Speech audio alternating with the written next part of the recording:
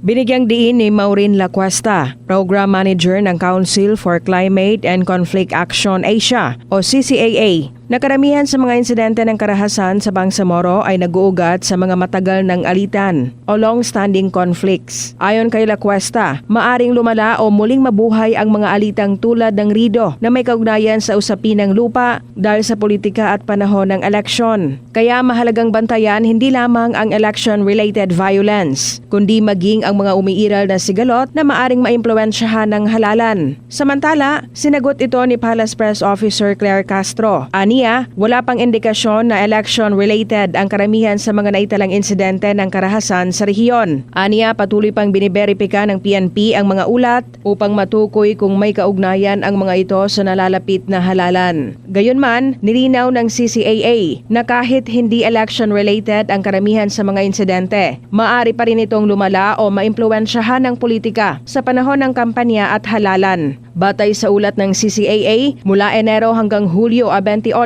ng taong kasalukuyan, may kabuuang 611 na insidente ng karahasan sa BARM na ikinasawi ng 235 katao. Sa bilang na ito, wala pang naitalang election-related violence. Samantala, una nang sinabi sa DXMS Radyo Bida ng ProBar na bukod sa gun ban violators, wala pang naitalang karahasan na may kinalaman sa eleksyon. Rufa Mocalid, NDBC, Bida Balita.